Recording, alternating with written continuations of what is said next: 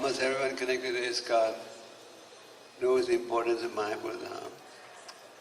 After establishing ISKCON in the Western countries, Prabhupada came to India.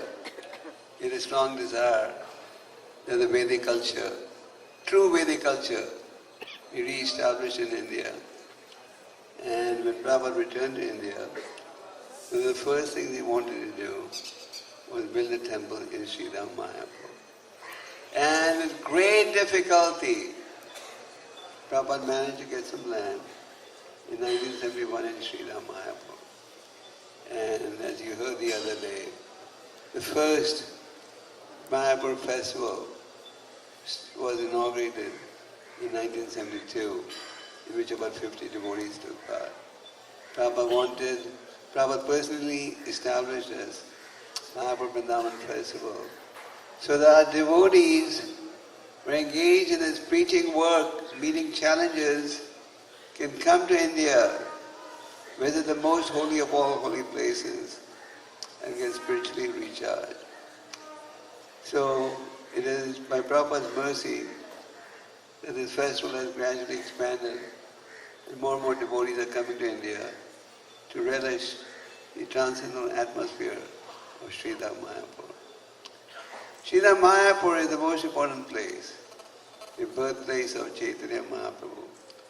And our acharyas have given a lot of importance. We read about Lord Nityananda telling Jiva Goswami that very soon there will be an Adbhut, outstanding temple from where the message of Chaitanya Mahaprabhu will be broadcasted. And that outstanding temple refers to what? The TOVP. So you heard from Bhakti Chara Goswami and Praghosh Prabhu the importance of the scientific presentation. Prabhupada wanted to establish that how true Vedic culture can be practiced. And he wanted a very magnificent temple in Sri Ram Mayapur. Not only did he desire a strong, magnificent temple here, he wanted this temple to prove to the world the Vedic concept as explained in the Srimad Bhagavatam and as you just heard. So therefore Prabhupada called this place the Temple of Vedic Planetarium. And Thakur Bhaktivinoda Prabhupada said he is virtually the founder of this Krishna consciousness movement. For Thakur Bhaktivinoda had started presenting the message of Chaitanya Mahaprabhu to universities around the world, and he had a strong desire to develop Mayapur. He could not do much, but he gave the task to Bhakti Siddhanta Saraswati Thakur, who established a Gaudiya Math and established a beautiful temple in Yoga Pit. So Prabhupada knew this was Lord Nityananda's prediction, that an Adbhut temple should be built here. This was Thakur Bhaktivinoda's desire. This was Bhakti Siddhantaji's desire. So Prabhupada endeavored to realize this prediction of Nityananda Prabhu and the previous acharyas.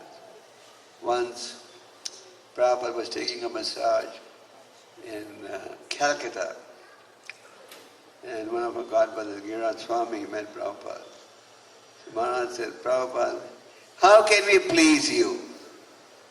But that should be everyone's desire, how they can please Prabhupada. Right? Everyone agrees? So Giriraj Swami's question was, how can we please you? And then he himself volunteered the reply. By distributing books and by helping build the Vedic planetarium. And when Prabhupada heard that, he said, you have understood my mind. So Prabhupada had this strong desire. One was to distribute books, we talked about this yesterday. And the other one was to build this Vedic planetarium. Prabhupada had a great desire to develop Mayapur as an international project, as an international where the international community would come and live. But where life would be based on the Vedic teachings, on the Vedic culture. So Prabhupada wanted this. He personally laid the foundation stone when he was on the planet, but unfortunately the project could not get started due to problems with the government in Bengal. They had a communist government in power for a long time in Bengal. And finally, years ago, we were able to start this project. Prabhupada wanted Mayapur to develop as an international center where people from the whole world would come and be eager to come. Prabhupada on the morning walk in 76 said, just like the whole world wants to come and visit Taj Mahal, he wanted people from the whole world to come and visit Mayapur Dham. Prabhupada made Mayapur Dham. He said, this is Prabhupada opened temples all over the world. We declared Mayapur as the world headquarters for ISKCON. So we have a great challenge ahead of us. And the challenge is, we want to endeavor to work together to fulfill Nityananda's prediction to Jiva Goswami, Thakur Bhaktivinoda's desire, Bhaktisiddhantaji's desire, and Srila Prabhupada's desire. And that is build, develop Mayapur, especially build this temple of Vedic planetarium. So, a lot of work has been done. We have a very dedicated team, consistently headed by Bhavananda Prabhu, Sadpuj and others. And the team consists of devotees who have professional skills, who are sacrificing their professional careers just because they want to help realize this project. As all of you know, Amrish Prabhu, a dear disciple of Prabhupada, played a big role, and he contributed over $30 million already for this project. But this is not a small amount. But Amrish Prabhu also has his limitations. He's not the World Bank. If he was the World Bank, then he could go on writing checks indefinitely. So he's done his share. Now, what is our position? Do we have any responsibility or no? So every member of this movement should work to realize this. There's a nice quote from Srila Prabhupada. Now we all together make this Vedic planetarium very nice, so that people will come and see. From the description in the Srimad Bhagavatam, you prepare this Vedic planetarium. My idea is to attract people of the whole world to Mayapur. So Prabhupada has said on numerous occasions that our service to Krishna never goes in vain. Does it ever go in vain? In the 10th canto of the Srimad Bhagavatam, you read the story of a lady selling fruits. She was saying, Brijvasis, does anyone want to buy some fruits?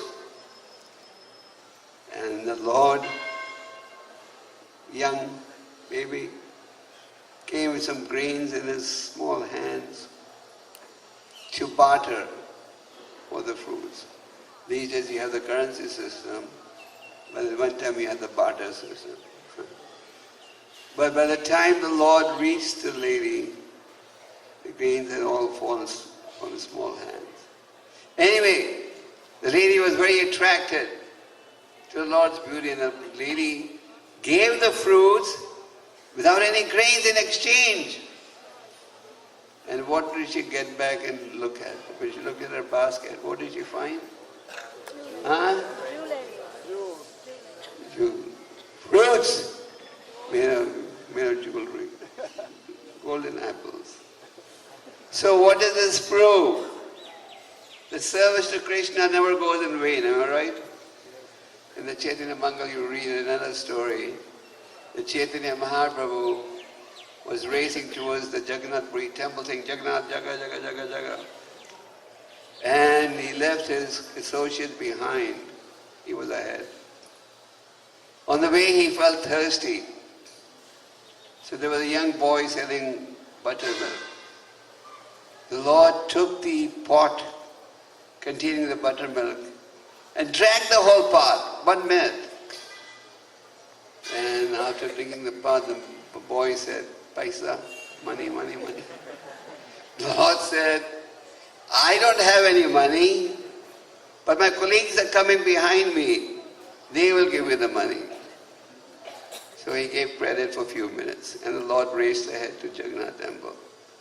When the colleagues arrived, the boy said, "Your sannyasi friend drank all my buttermilk and said he will pay for it. So please give me money, I want to go home."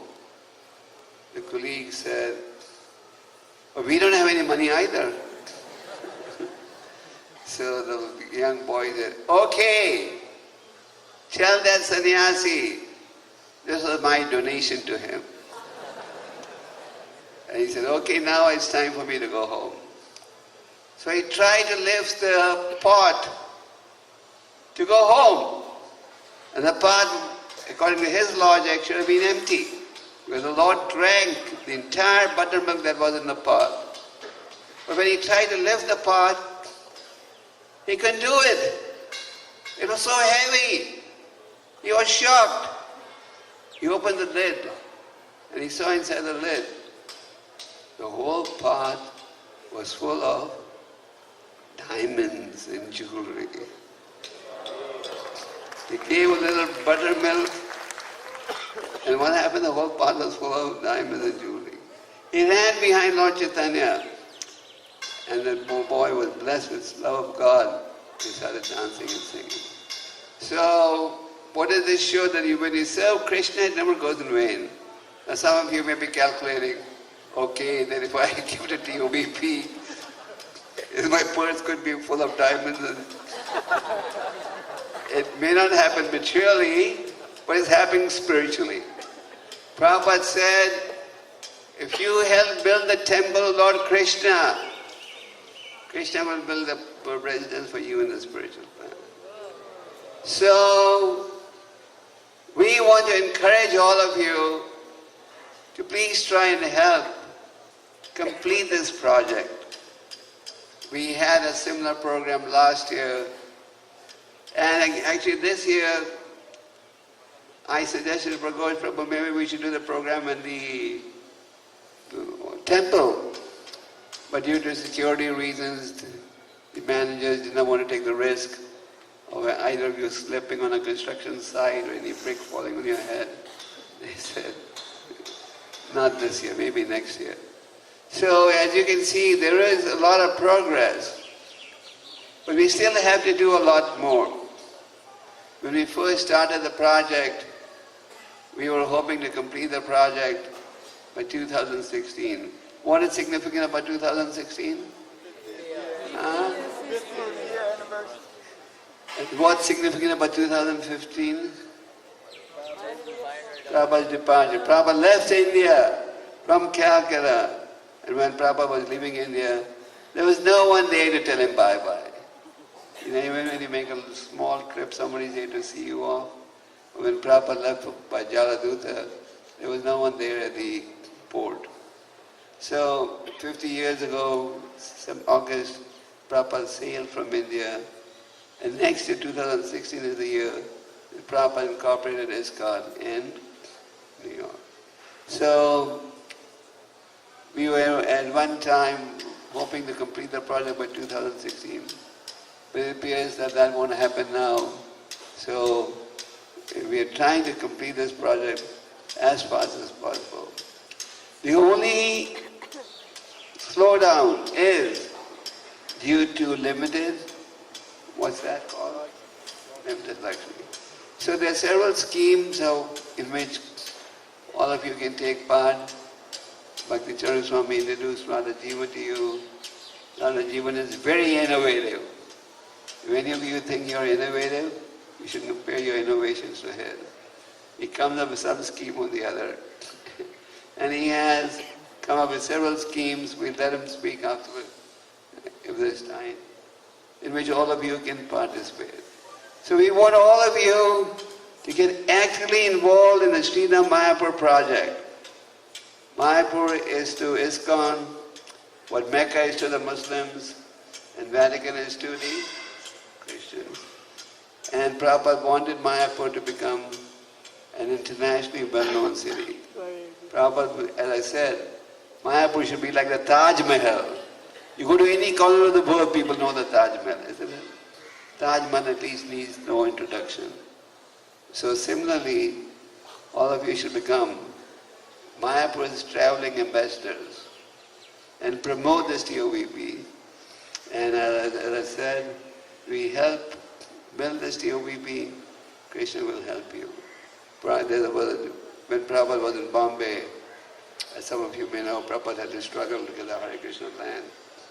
So there was a life member devotee called Mr. Sethi who helped Prabhupada a lot by fighting with the tenants and local people. Anyway, helped him build the temple. So Prabhupada told him, you are building Krishna's temple here, and Krishna is building your residence in the spiritual world. So we want to earnestly appeal to all of you to please actively help develop this project. Of course, the present target is 7 years, but we can do it faster if all of you get actively involved. And if you get involved, if you have the strong desire to serve Mayapur, Krishna will help you and bless you, and you'll be able to make spiritual advancement. So thank you very much. Hare Krishna.